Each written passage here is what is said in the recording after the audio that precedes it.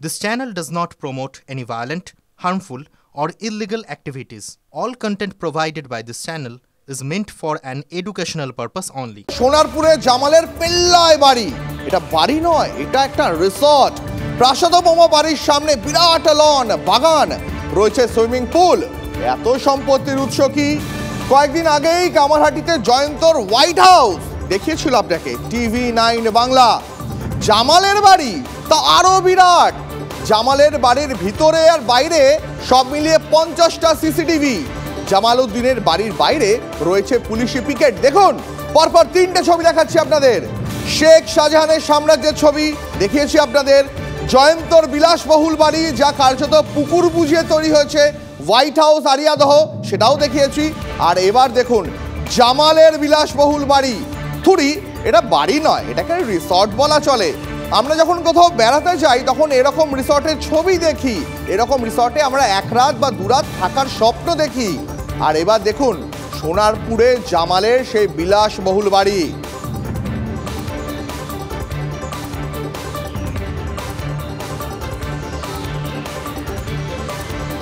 শুধু বাড়ি নয়, জামালের এই বাড়িতে যা যা রয়েছে দেখলে আপনি চমকে যাবেন। এখানে রয়েছে পোষা ঘোড়া, পুকুরে রয়েছে কচ্ছপ। ঘোড়া দেখাশোনার জন্য, হ্যাঁ, ঘোড়া দেখাশোনার জন্য 10,000 টাকা দিয়ে রাখা হয়েছে একজনকে। আশ্চর্যের ব্যাপার হলো তার নাম আবার শাহজাহান, শাহজাহান মল্লিক। বাড়ির কাজের জন্য আরো 7 জন কর্মচারী রয়েছে জামালের। জামালের বাড়ির ভিতরের পুলে ভাসছে কচ্ছপ। আপনি নিশ্চয়ই জানেন যে বাড়িতে কচ্ছপ রাখা বেআইনি, কিন্তু ওই জামালরা বেপরোয়া। বেআইনি হলেও কি করে পুলে কচ্ছপ? প্রশ্ন তো উঠছেই।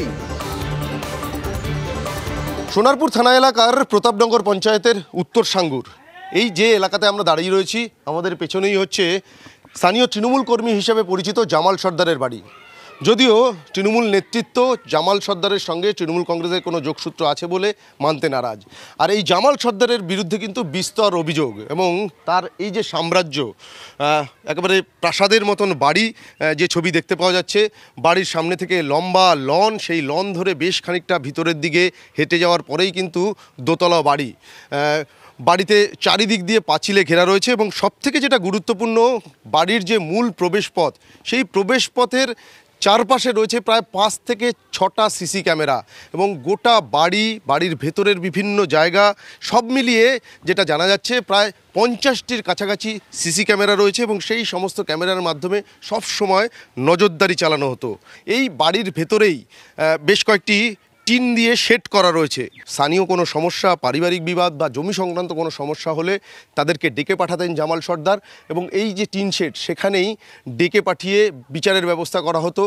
এবং আমরা আরও একটু দেখানোর চেষ্টা করব যে এই জামাল সর্দারের যে বাড়ি, সেই বাড়ির ভেতরে প্রায় 4 থেকে 5টি বাইক এবং স্কুটার রয়েছে, একটি বিলাসবহুল 4 চাকা গাড়ি রয়েছে।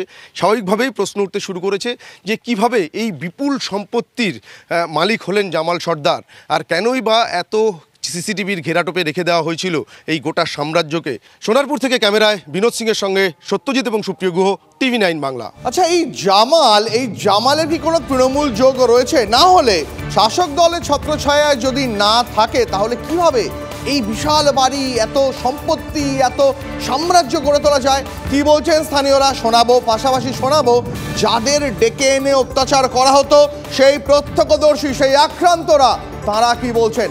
এই ঘটনাকে কটাক্ষ করতে ছাড়েনি বিজেপি নেতা সজল ঘোষ। তিনি কি প্রতিক্রিয়া দিয়েছেন শুনুন। জামাল এখন তৃণমূল এতে আছে, এখন তো টিএমসি করতে, টিএমসির আমলে বেশি বেড়েছে। এর পিছনে পার্টি না থাকলে ক্ষমতায় থাকে কি? নেতারা নিশ্চয়ই পায়, এটা অ্যাকচুয়ালি গলা বাইরে বলছে, নেতারা নিশ্চয়ই পায়। প্রত্যেকের মাথার ওপর আছে তাই তৃণমূলের হাত, মন্ত্রী হোক, MLA হোক, যাদের হাত আছে তো, না তো এই এত বাড়ছে কি করে?